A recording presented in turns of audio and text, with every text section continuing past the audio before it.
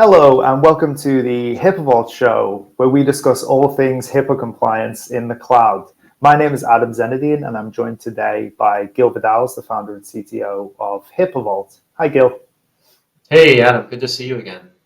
Yeah, great to see you too. So last week we talked a little bit about HIPAA compliance for Outlook. This week we're going to talk about a slightly broader topic, which has been the source of a lot of interest recently. We've been getting a lot of questions and comments about it.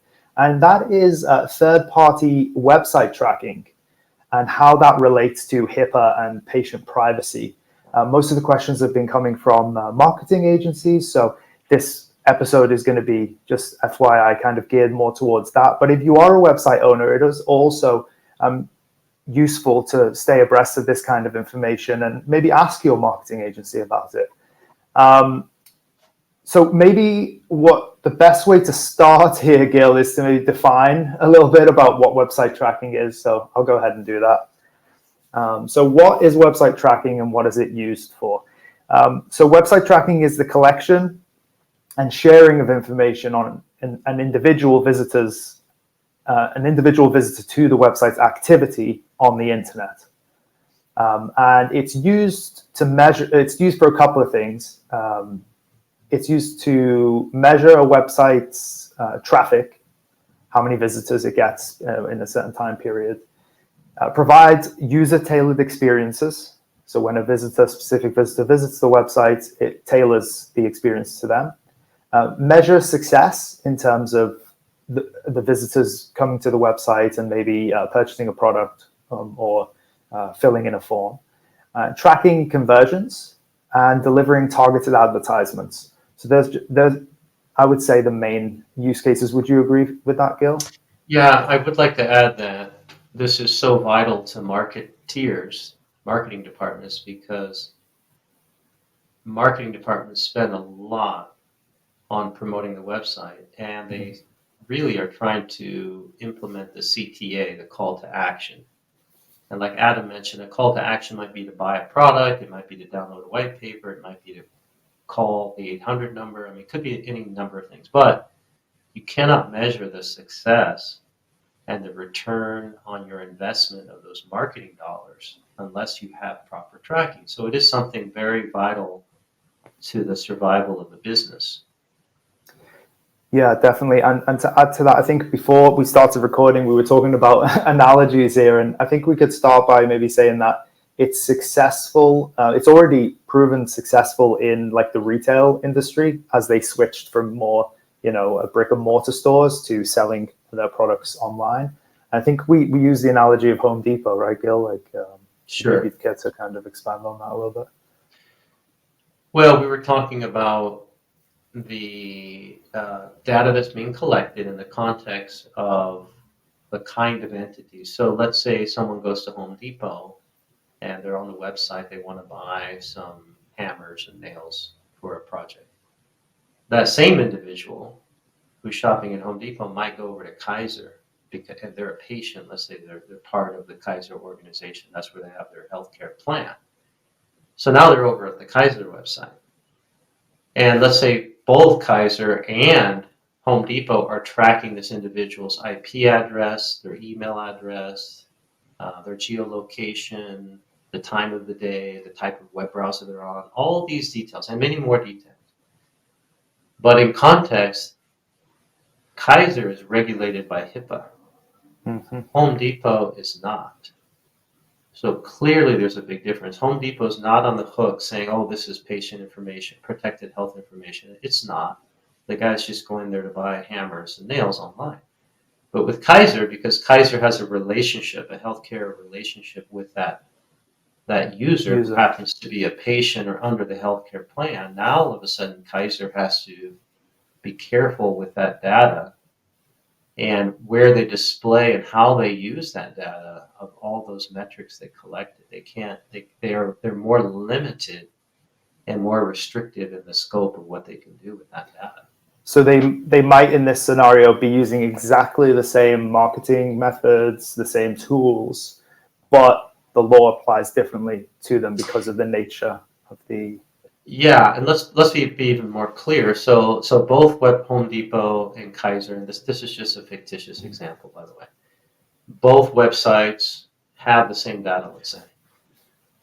Uh, but in the case of Kaiser, they should not let these metrics that they've collected leak into the uh, area where the analytics reside. So the analytics for all this fancy data could reside on Google Analytics or some other platform. They should not let that happen. They shouldn't say this data we collected is now going to be over at some metrics company.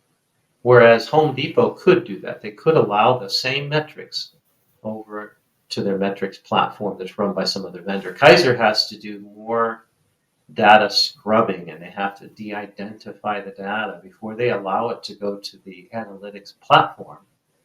They have to strip out a certain amount of data that would identify that user. This is a developing item in terms of legally. I mean, and we're not legal experts. Disclaimer. But there has been more and more activity, let's say, when it comes to lawsuits that are being filed against healthcare companies when it comes to whether or not they did or did not use tracking tools in a way that doesn't comply with HIPAA law. So it's moving very fast. So just to put that as a comment in terms of a timestamp, this is something that's not clear. There's no 100% what to do exactly for healthcare entities on it, but the HHS has issued a bulletin, and we'll make sure to share the link to that bulletin on online tracking apps in the show description notes. When it comes to the tools, like you mentioned, Gil, there's Google Analytics. There's also Metapixel that are being used for these purposes. I did find, and we're researching as we go here, but I did find that there's a Google Analytics documentation as to your point, how to best de-identify any kind of PHI that could come in if you don't take extra care to it. So, Gil, did you have any recommendations on that, or should we just kind of advise to follow that advice? Well, I was going to mention, I don't know if you wanted to mention Matomo, or if it's okay I mentioned what's on. Yeah, no, absolutely, yeah. Yeah, so there are third-party companies that can be a proxy. So what that means is that you collect this information, which we mentioned at the top of the podcast is vital for the business to grow, to collect this info. So you collect it on a server that you control inside your company, and I think Matomo is one of the companies. And full disclaimer, we don't have any relationship with them or any kind of commercial relationship at all. We Googled it, we found the company does this. So all this information that you collect on your visitors to your website could go onto the server that's, again, within your organization. And then that, in this example, Matomo server would de-identify, they strip out some of this information. Then they send it off to, say, Google Analytics. Exactly, yeah. Or the Metapixel. So now Metapixel, Google Analytics, and other platforms all receive the information that's been de-identified, it's been cleaned up. So then you're confident. Yeah, go ahead. I was just going to say, on the Google Analytics, I did some research, and it does look like that's correct in terms of sending that information over. I'm not 100% sure that it integrates with Metapixel currently. So just be aware of that. It might by the time you're watching this, but sure. But I think the idea, proxy is a computer term that's used, meaning a middle layer, a middleman that takes and does something with the data before it passes it on to the final destination. So that's certainly something that we would recommend looking into. And you can Google those, see, I'm sure there's more than one competitor out there. You can look to see what sounds reasonable. I'm sure these services are pretty expensive because it's a new technology and it's also not widely used. So that means that, it's early days. It's probably going to be kind of expensive, I would think.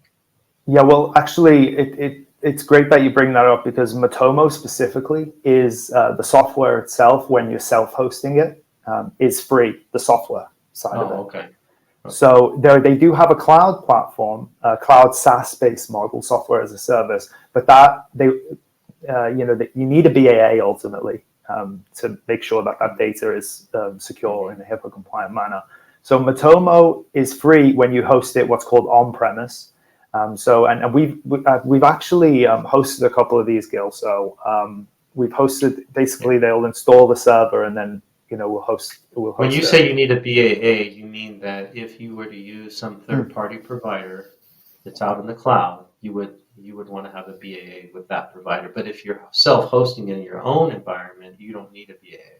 Correct. Yeah. Got it. Yeah. Okay. Exactly. Yeah. No. Thanks for that. It's basically wherever the data is being stored and the communications that are there, it's with the hosting provider really to set that up, and that's something that we can certainly help with. But yeah, Matomo free to install on premise, and we're hearing really good things about it. As I say, we're not experts in Matomo specifically, and we don't have any commercial direct relationship with them, but we're definitely worth checking out. Sure, and I would recommend to our listeners, if you do decide to self-host your platform, whatever that is, where you're going to de-identify the data, you can bring that information into our platform, into HIPAA Vault, so we can host that platform for you, and that may be of help. So that's a plug for our own services that we offer to the community. Absolutely. That's a good plug for it. I think it makes it worthwhile, definitely. Gil, are there any other considerations here, like on a high level? We've talked a lot, maybe more for the marketing professional. Is there anything that you'd recommend for the website owner themselves that might not be too technically savvy here in terms of what they need to look into? Well, I mean, this collection of data is important. It's important that if you do have analytics is currently receiving the data that you're not hosting, it's out there, Google Analytics or Metapixel or wherever it is, be very careful to make sure that information from those platforms doesn't get leaked out. So you want to make sure that you don't use, for example, a common email. Like some people will have an email called advertising@acme.com as an example, and you have 25 people at your company, they all use the same email to log into Google Analytics.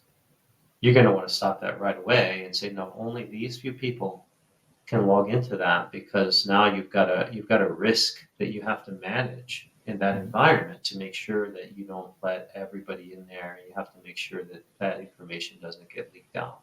Right, the accountability portion of HIPAA, right? Yeah, you have to make, I mean, it's best to use a proxy, like I was saying, but in the meantime, while you're doing your research and you're trying to figure out how to improve your security and your HIPAA compliance, make sure the analytics platform you're using is adhering to HIPAA compliance ideally, but if not, at least you can control the credentials, who has access, and turn on two-factor authentication. I would do that immediately. I would go there, I'd log in, I'd turn on the switch for two-factor, and at least now I'd have a little bit more security. Absolutely.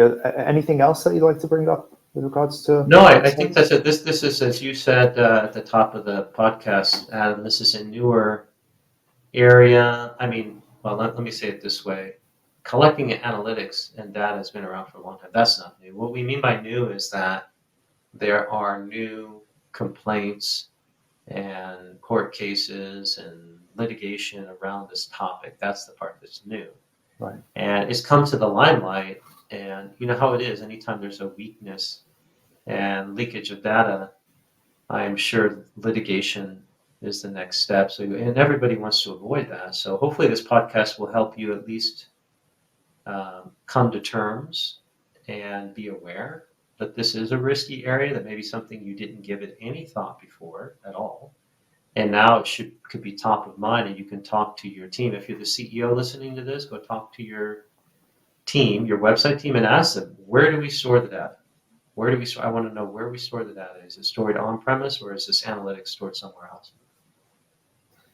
Absolutely. No, great points there. And to the listeners and viewers, if you have any questions about website tracking, hosting in a HIPAA compliant manner in any way, just send us an email at podcast@hippaavault.com. You can also tweet us at HIPAA hosting. Please also make sure to subscribe and leave us a 5-star review if you enjoyed this episode. And until next time, thanks for stopping by.